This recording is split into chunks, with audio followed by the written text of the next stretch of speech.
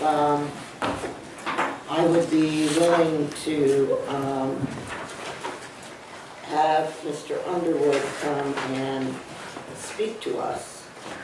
And I thought that was a fine idea. So we have a few minutes. Okay. And For the record? yeah, one for the record. So if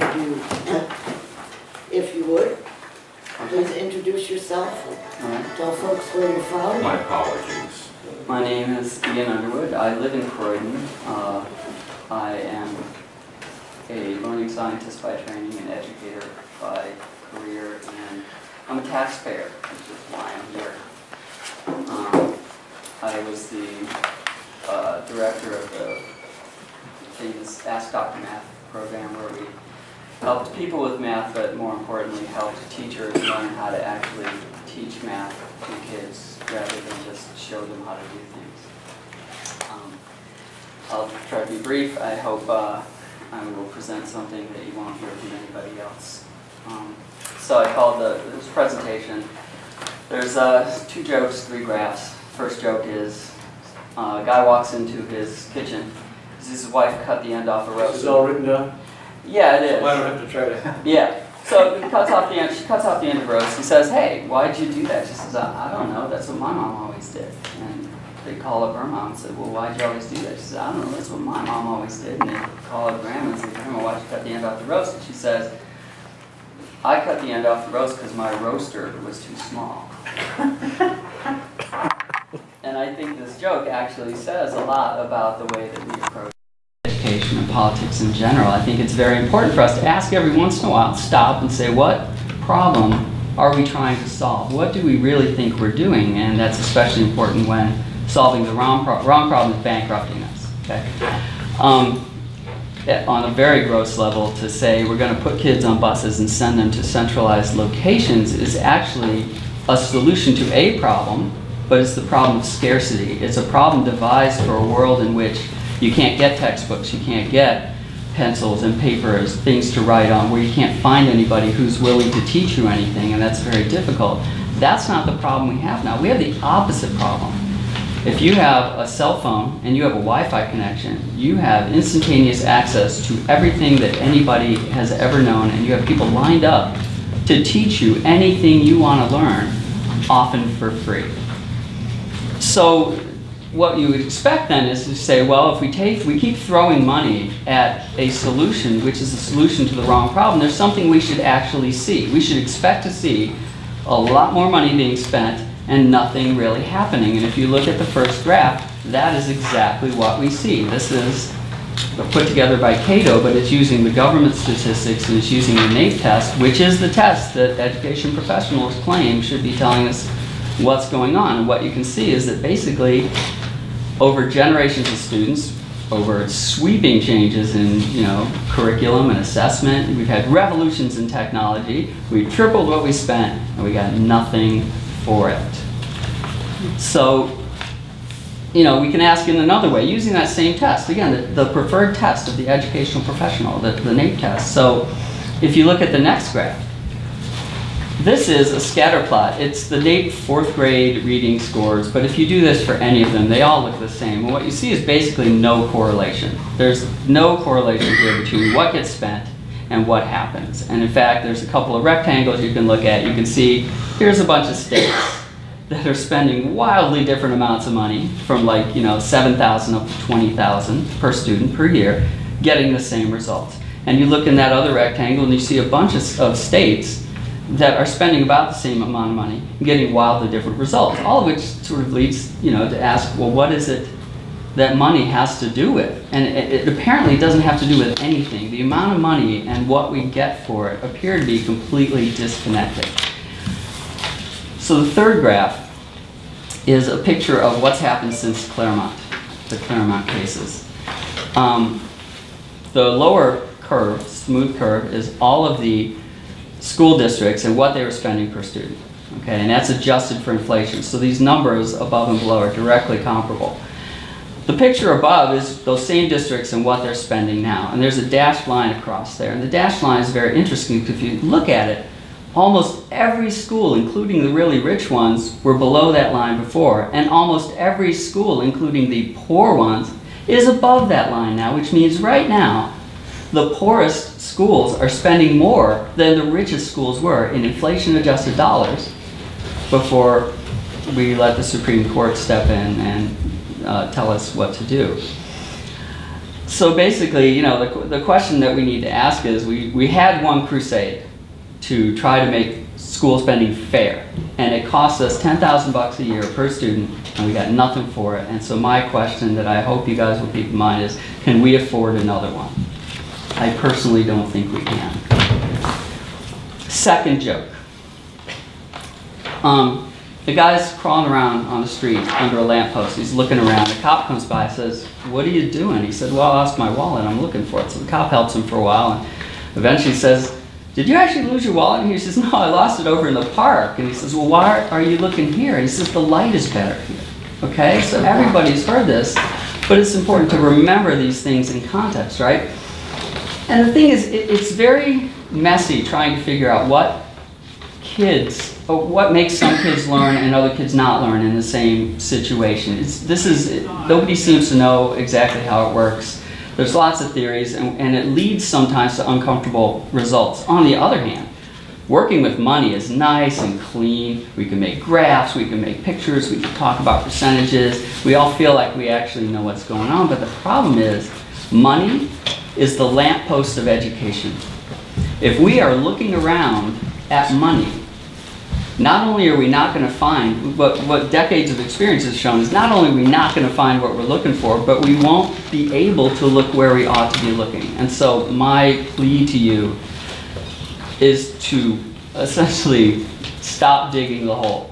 Stop focusing on money, because money is not the issue. And thinking that money is the issue, from my perspective, every time this conversation about schools turns into a conversation involving numbers, how much, how little, what percentage, we've lost. We're done. We're just going to keep doing what we've been doing and getting what we've been getting, which is spending a lot more money and getting nothing for it. So I would like if the conversation could actually move in another direction. So there's Andrew Volinsky, I'm sure you all know, he's going around the state doing these presentations, and his main slide is a cracked chalkboard, which is supposed to bring tears to your eyes, and you think, well, how can these kids learn? With a cracked chalkboard, you know, and somebody at one of the presentations that I went to stood up and said, you know, Abe Lincoln basically had a shovel and a piece of coal, and he had neighbors borrowed from his books, and he taught himself to be a lawyer. So, you know, you can look at something like this, where you've got Abe Lincoln with a shovel and some coal, and you've got this kid who's bored out of his mind with all the technology and all the help and all the, you know, classroom to teacher to student ratios money can buy. Which of those guys is likely to learn more? It's the guy with the shovel, okay? My own training experience, which is just mine, but it tells me that instead of a pedagogy problem, instead of a spending problem, we have a marketing problem, okay? My experience has been, for decades, that if a kid wants to learn something, you mostly have to point him in the right direction and get out of the way. And if a kid doesn't want to learn something, there is no amount of money that you can spend to make him learn it. And so again, if you imagine a situation where you've got some, say, fairly constant ratio over the years, where 15% of kids are really interested in learning and 85% are not, and you ask, what should the graph of spending versus achievement look like? It should look exactly like that Cato graph. Nothing is changing where it needs to change. What needs to change is not what's around the student. What needs to change is what's inside the student, and that has almost nothing to do with money, above some certain very basic amount.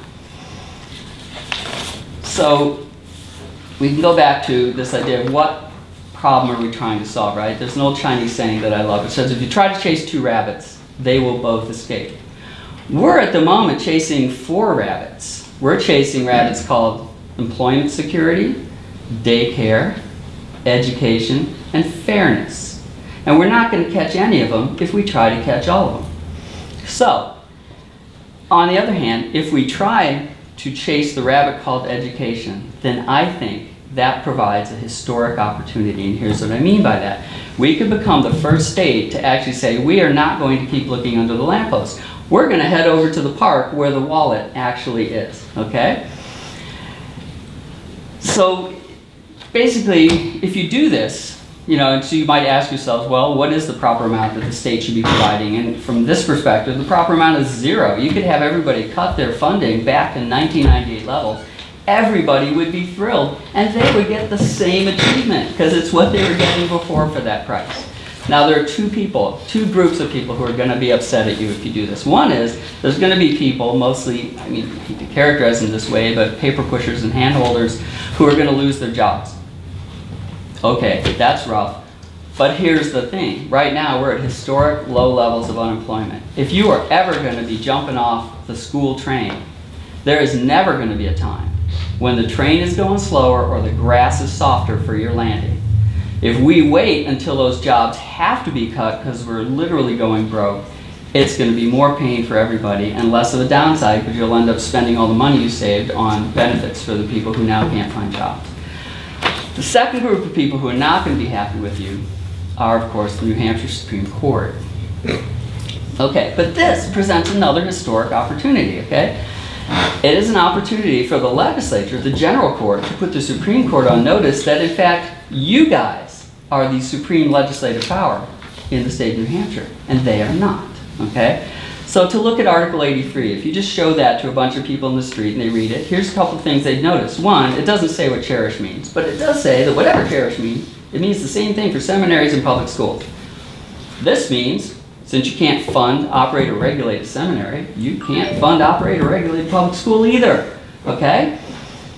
And it also exists in the context of a larger thing which states outright that free and fair competition in industries is an essential and, you know, it's a fundamental essential right of the people, okay? And so the Supreme Court looked at this and said, well, what we think this means is that we should treat seminaries and public schools completely differently, and we should set up a monopoly to fund, operate, and regulate public schools. So in other words, what they did was they said, what we are claiming it means is pretty much the opposite of what it says, okay? Now, there's no shortage of places where they do this. They do it all the time. However, it's hard to find one that's more egregious than this. And it's hard to find one that's more timely than this to fight on. And it's hard to find one that's more important to the future of the state. And so my plea to you is eventually the general court is going to have to stand up to the Supreme Court. It has to happen eventually.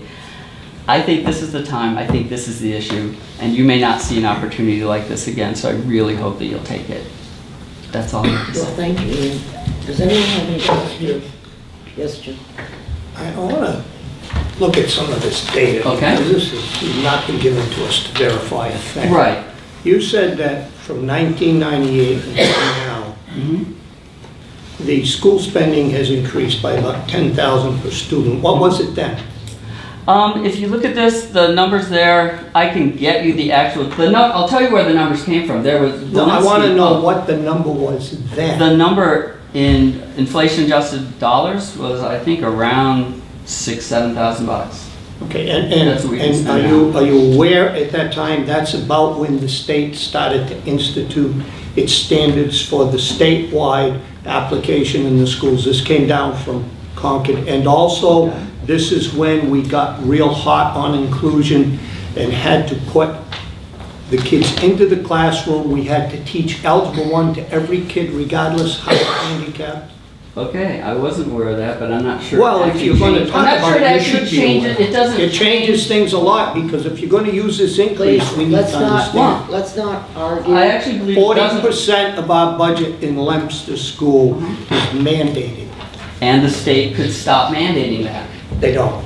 Okay, but they could, and that's my point. The state could back out and say, look, we're going to decide what it actually means to have an education, which, again, from my perspective, means you are getting kids to the point where they can do the heavy lifting, right? When I look at any graph of spending, if you are spending as much money on a high school kid as you are spending on a fourth grader, you are doing something terribly, terribly wrong, because by high school, the kid can be doing the reading, he can be talking to other students. There's this thing called the internet that he can be using to supplement his education.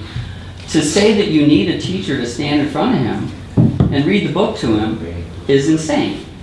So just, I understand that lots of things have come down, so I'm not aware of the details, because what I'm trying to point out is this is sort of a 30,000-foot view. The details, if it turns out that things are being mandated from the state has the option to unmandate those and say you don't need to teach every kid else. Did you ever hear of the American Disability Act? I have a question. In federal law?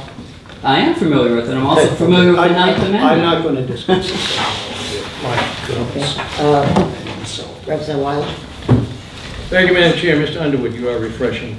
We normally have this room full of people telling us to spend more and more and more because they're teachers, they're superintendents, they're all the people that are benefiting from us spending more.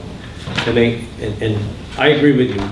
It's not. I've never seen any improvement in the 40 years of hearing this. And every time you debate them, they don't debate the issue. It's always, oh, you don't love children. I'm so tired of their crap.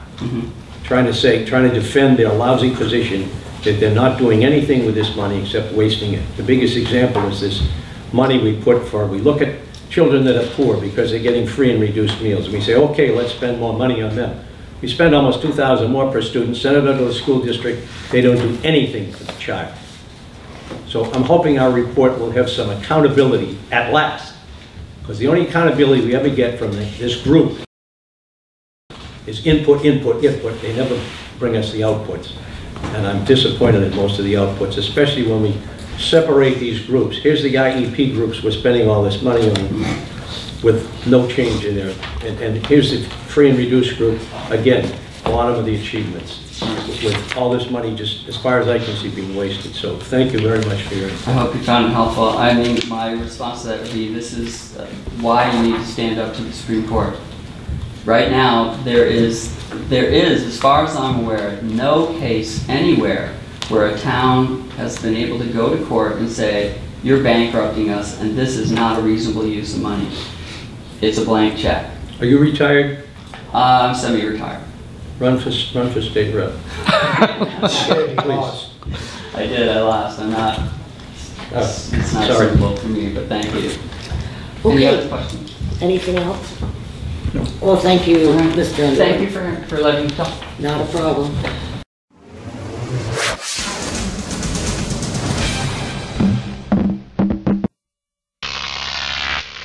Croc TV.